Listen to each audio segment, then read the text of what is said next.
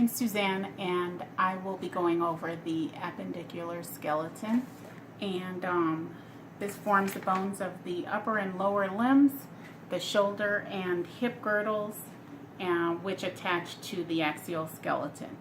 So we're going to start with the pelvic pectoral girdle, which is the shoulder girdle, and that includes the clavicle and the scapula. So three joints I'm going to point out. One is the sternoclavicular joint connecting the clavicle to the sternum. The other is the acromioclavicular joint connecting the clavicle to the scapula.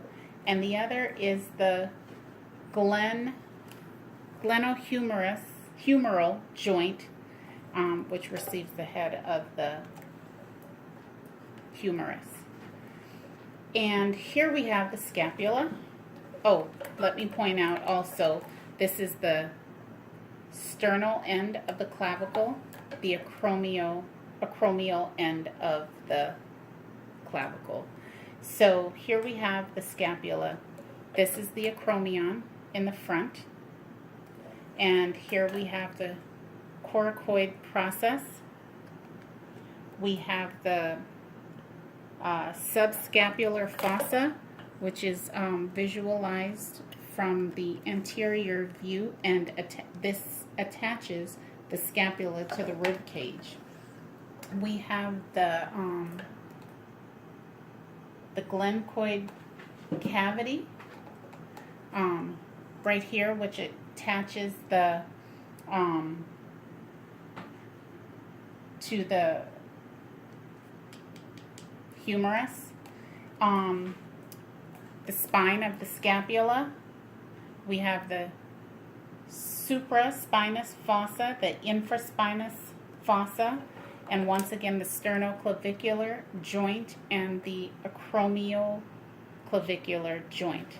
Let's move on to the humerus, which is this bone of the arm, and this is the head of the humerus.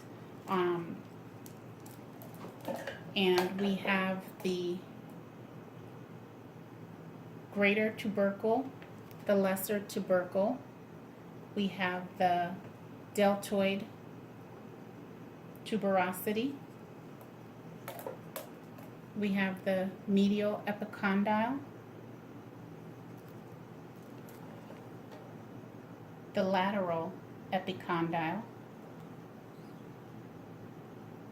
the coronoid fossa, which receives the coronoid process of the ulna when the forearm is flexed.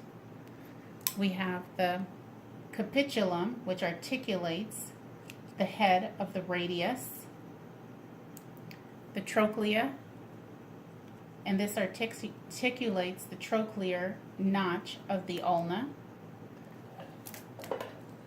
Posterior view, we have the olecranon fossa, which receives the olecranon of the ulna. And then going on to the forearm, this is the ulna, and here we have the olecranon of the ulna, the coronoid process, and the styloid process. This is the radius. This is the head of the radius. Here we have the radial tuberosity and styloid process. And let's go on to the carpus, which is the wrist, right in here. So we're going to start at the proximal row on the lateral end. Here we have the scaphoid, lunate, triquetral, and pisiform. Then we have the trapezium, trapezoid, capitate, and camate. And the bones that form the wrist joint are all of these bones in this row except for pisiform. So we have scaphoid,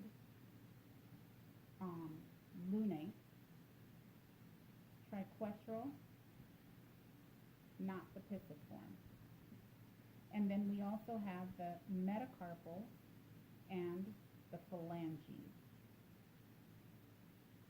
And also, if I hadn't mentioned, the joint that forms with the pollex, which is the thumb, or the bone that forms with the pollex to form the joint, is the trapezium.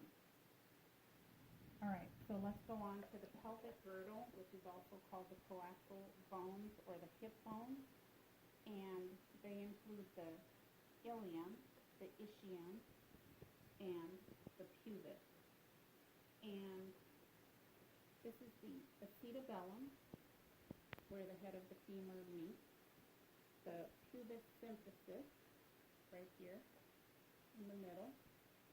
We have the iliac crest. We have the anterior superior iliac spine, the iliac fossa, greater sciatic notch, ischial spine, and ischial tuberosity. Leave this in here. And we are going to go on to the femur. This is the femur. This is the head of the femur, the greater trochanter, lesser trochanter. And we have adductor, tubercle, medial epicondyle, lateral epicondyle. Then we have on this side medial and lateral condyle, and then the patella.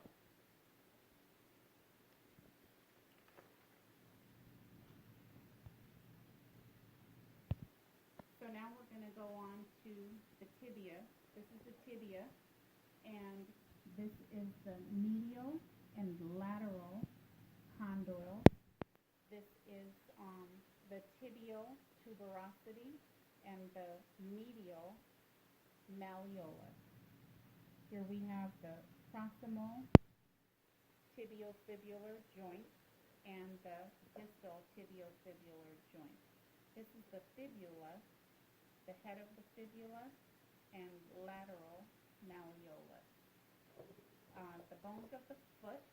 Here we have the talus, and this bone articulates with four other bones: the tibia, the fibula, the calcaneus, and the navicular. So once again, this is the calcaneus. This is the cuboid and navicular. And then here we have the medial, intermediate, and lateral cuneiform bones. And here we have the metatarsal and then the phalanges. This is the hallux, which is also the big toe. And that's it.